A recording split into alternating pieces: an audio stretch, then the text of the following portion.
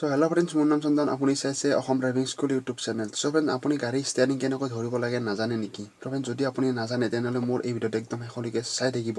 মই আজি আপোনালোকক ধুনীয়া এটা টিপছ দিম যাৰ সহায়ত আপুনি গাড়ী ষ্টিয়াৰিং ভালদৰে ধৰিব পাৰিব আৰু ছেফ হ'ব পাৰিব। গাড়ী ষ্টিয়াৰিং কেনেকৈ ধৰিলে ছেফ সেইটো একেলগে ইয়াৰ লগতে শিকি ল'ব পাৰিব। তো friends, বলক দেৰি নকৰি আমি আজিৰ ভিডিঅ'টো আৰম্ভ কৰোঁ।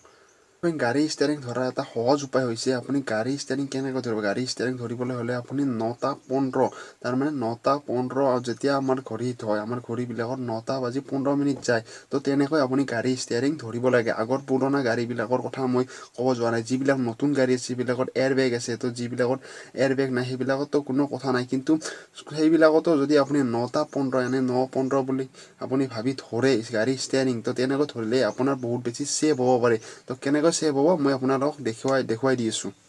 9:15 মানে হ'ল ধৰক আপোনাৰ ইয়াত এখন হাত, মানে ইয়াত থাকিব আপোনাৰ 9টো ঘড়ীৰ কাটা মতে, ইয়াত থাকিব 9 আৰু ইয়াত থাকিব 3 মানে 9:15। তো এনেকৈ হয়।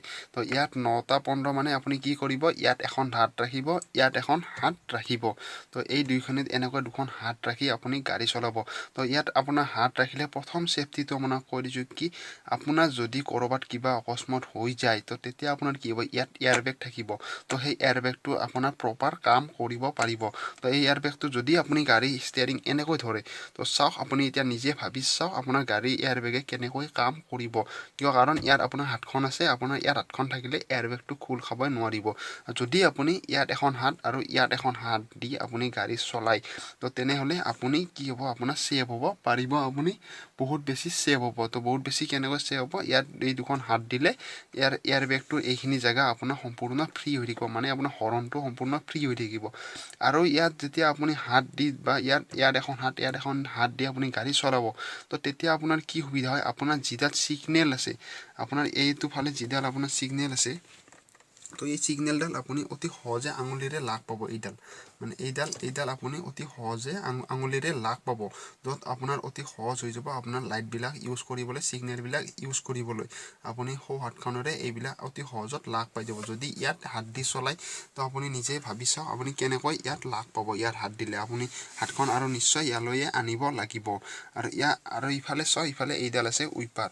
তো এই উইপাৰডালো আপুনি খুব সহজে ইউজ কৰিব পাৰিব। যেতিয়া বৰষুণৰ সময় হয় বা যেতিয়া আপোনাৰ প্ৰয়োজন হয়, খুব সহজে আপুনি এনেকৈ হাতেৰে মাথো আঙুলিৰে আপুনি ইউজ কৰিব পাৰিব। তো এনেকৈ আপুনি ইউজ কৰিব। তো আপুনি সেইকাৰণে ইয়াত এখন হাত দিব, ইয়াত এখন হাত দি গাড়ী চলাব। তাত আপোনাৰ কণ্ট্ৰলটো বহুত ভাল হৈ যায়। আপুনি যদি ইয়াত এখন হাত দি গাড়ী চলাই, তো আপোনাৰ ধুনীয়া কণ্ট্ৰল হৈ যায় আৰু গাড়ী চলায়ো মজা লাগে। আপুনি ভালদৰে এবাৰ চলাই যাব, তো চলাই বহুত মজা লাগে। তো ইয়াৰ হাত দিয়াৰ লাভ এইবিলাকে হয় কি, আপোনাৰ এয়াৰবেগ থাকিলে গাড়ী এয়াৰবেগটো সম্পূৰ্ণ খোল খাব পাৰিব। আপোনাৰ যদি হৰণ ইউজ কৰিব লাগে, চাওক মই ইয়াত হাতখন থৈ আঙুলি এটাৰে হৰণটো এনেকৈ লাগ পাইছোঁ।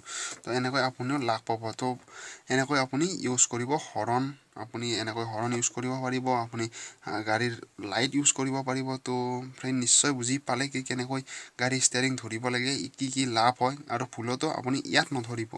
ইয়াত গাড়ী ষ্টিয়াৰিং ধৰি গাড়ী চলালে কণ্ট্ৰলটো বেছি ভাল নহয়, আৰু লগতে আপোনাৰ কি হয়, আপোনাৰ যদি এয়াৰবেগ থাকে, তো এয়াৰবেগটো প্ৰপাৰ কাম নকৰিব। তো সেয়ে আপুনি ইয়াত এখন হাত মানে 9:15 কৰি আপুনি গাড়ী ষ্টিয়াৰিং ধৰি গাড়ী চলাব। তো ফ্ৰেণ্ড, বাছ আজিলৈ মানে আশা কৰিছোঁ ভিডিঅ'টো ভাল লাগিছে আপোনাৰ। যদি ভাল লাগিছে তেনেহ'লে এটা লাইক কৰি দিব, আৰু যদি কিবা বুজি পোৱা নাই মোক তলত কমেণ্ট বক্সত কমেণ্ট কৰি জনাব। তো ফ্ৰেণ্ড, বাই, আজিলৈ লগ পাম পুনৰ এটা নেক্সট ভিডিঅ'ত।